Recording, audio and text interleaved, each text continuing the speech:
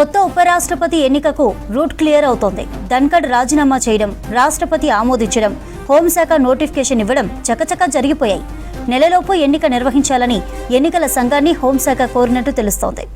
కొత్త ఉపరాష్ట్రపతి ఎవరనే దానిపై దేశవ్యాప్తంగా ఉత్కంఠ నెలకొంది. ఢిల్లీ సర్కిల్లో కొత్త పేర్లు చక్కర్లు కొడుతున్నాయి. బీహార్ అసెంబ్లీ ఎన్నికల టైంలో బీహారీ ఆ రాష్ట్ర నేతకే ఉపరాష్ట్రపతి ఇస్తారని తెలుస్తోంది. సంఖ్యాపరంగా చూస్తే అధికార పార్టీకే మొగ్గుంది. కొత్త ఉపరాష్ట్రపతి ఎన్నికకు రూట్ క్లియర్ అవుతోంది. ధన్ఖడ్ రాజీనామా చేయడం, రాష్ట్రపతి ఆమోదించడం, హోంశాఖ నోటిఫికేషన్ ఇవ్వడం అన్ని చకచకా జరిగిపోయాయి. ఇక నెలలోపు ఎన్నిక నిర్వహించాలని ఎన్నికల సంఘాన్ని హోంశాఖ కోరినట్లు తెలుస్తోంది. కొత్త ఉపరాష్ట్రపతి ఎవరనే దానిపై దేశవ్యాప్తంగా ఉత్కంఠ నెలకొంది. ఢిల్లీ సర్కిల్లో కొత్త పేర్లు చక్కర్లు కొడుతున్నాయి. బీహార్ అసెంబ్లీ ఎన్నికల టైంలో బీహారీ రాష్ట్ర నేతకే ఉపరాష్ట్రపతి ఇస్తారని తెలుస్తోంది. ఇక సంఖ్యాపరంగా చూస్తే అధికార పార్టీకే మొగ్గుంది. ఇక జగదీప్ ధన్ఖడ్ రాజీనామా వెనుక ఎవరున్నారో దేశానికి తెలియాలన్నారు ఏఐసీసీ చీఫ్ మల్లికార్జున ఖర్గే. ఉపరాష్ట్రపతి పదవికి రిజైన్ పై కేంద్రం సమాధానం చెప్పాలని డిమాండ్ చేశారు. ధన్ఖడ్ ఆరోగ్యం బాగానే ఉందన్న ఖర్గే ఆయన ఎప్పుడూ బీజేపీ, ఆర్ఎస్ఎస్ ను సమర్థించేవాడన్నారు. देना चाहिए, वो क्यों रिजाइन करे, कारण क्या है, इसके पीछे क्या राज है। हमको तो ऐसा दिख रहा है कि दाल में कुछ काला है, नहीं तो उनका हेल्थ भी ठीक है और वो अच्छे हमेशा अपनी वोकैबुलरी को ठीक रखते हैं। लेकिन हुआ क्या, वो हमेशा तो आरएसएस और बीजेपी को इतना डिफेंड करते थे, शायद ही वो खुद आरएसएस और बीजेपी के लोग नहीं करते थे। इतना उनका यानी निष्ठा, लॉयल्टी उनके साथ थी। तो ऐसे वक्त में उन्होंने जो राजीनामा दिया है, इसके पीछे क्या है, कौन है और इसका कारण क्या है, देश को बताना चाहिए। क्योंकि देश के लोग ये जानते हैं कि 140 करोड़ जनता के आप प्रतिनिधित्व करते हैं, तब आपको एक काम करना चाहिए कि आपको दुनिया को या देश को, लोगों को बताना चाहिए। देखो, इतिहास वो उल्टा लिख रहे हैं। उन्होंने जो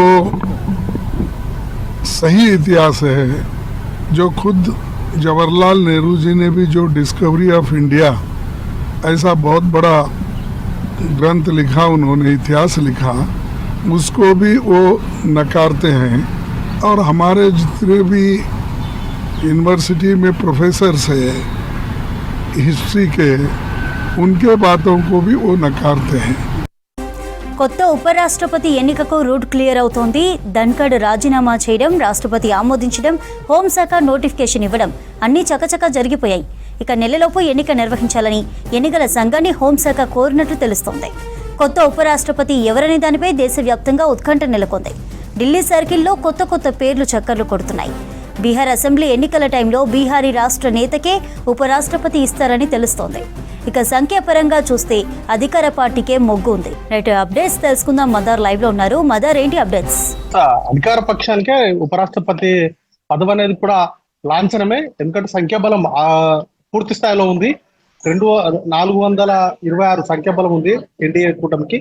395 ప్రాధాన్యత ఓట్లు వస్తే సరిపోతుంది. ఆ లెక్కన చూసుకున్న ఎన్డీఏ కూటమికి అబ్సల్యూట్ మెజారిటీ ఉంది. వారు సొంతంగానే వారి అభ్యర్థులు ఎవరి మద్దతు అంటే ఎన్డీఏ కూటమికి సంబంధించిన పార్టీల మద్దతుతోటే ఈజీగానే గెలిచేటువంటి అవకాశం ఉంది. ఈ నేపథ్యంలోనే ఎవరు చేయబోతున్నారు, ఎవరు ఉపరాష్ట్రపతి కాబోతున్నారు అనే దానిపైన ఒక ఇంత ఇంట్రెస్టింగ్ చర్చ అయితే ఢిల్లీ సర్కిల్స్ లో నడుస్తూ ఉంది.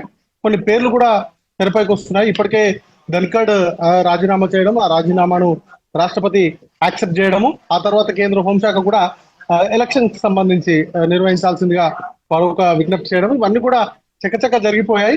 ఆ ప్రక్రియ ప్రకారం అయితే ఎవరైనా వైస్ ప్రెసిడెంట్ పొజిషన్ లో ఉన్నటువంటి వారు రాజీనామా చేస్తే 60 రోజుల్లోపు వాటికి సంబంధించిన ఎన్నికల సంబంధించినటువంటి ప్రక్రియ పూర్తి చేయాల్సి ఉంటుంది.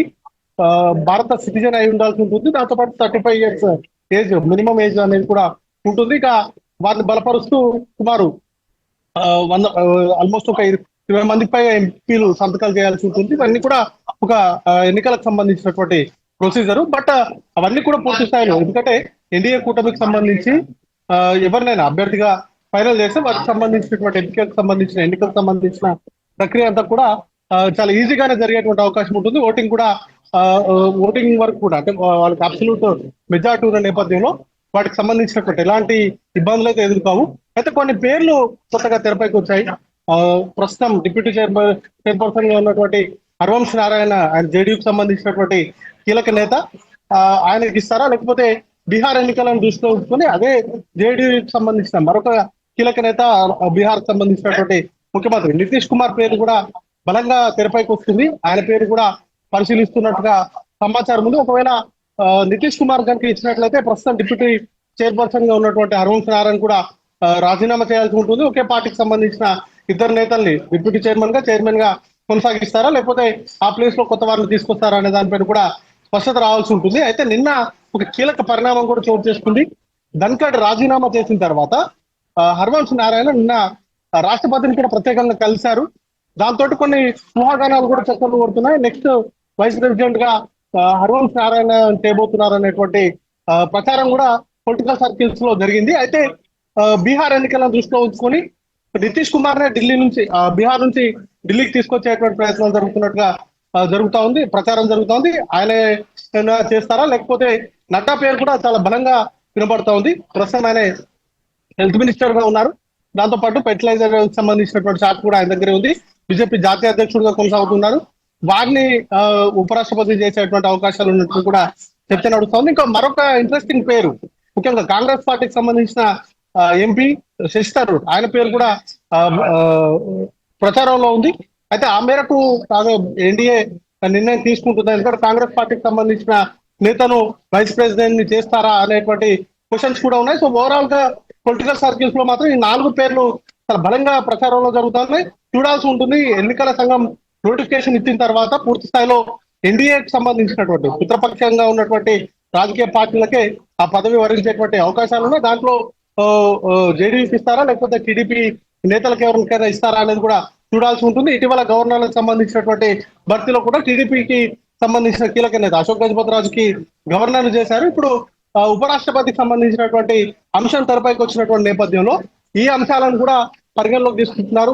ఎన్డీఏకి సంబంధించినటువంటి భాగస్వామ్య పార్టీల్లో ఒక పార్టీకి సంబంధించిన కీలక నేతను వైస్ ప్రెసిడెంట్ చేసేటువంటి అవకాశాలు ఏదైతే కనబడుతున్నాయి. ప్రస్తుతానికి అయితే ఈ 4 పేర్లు ప్రధానంగా చర్చలోకి ఉన్నాయి. వీటికి సంబంధించిన అంశాలపైన పూర్తి స్థాయిలో క్లారిటీ అనేది కూడా రావాల్సి ఉంది. చంద్రిక.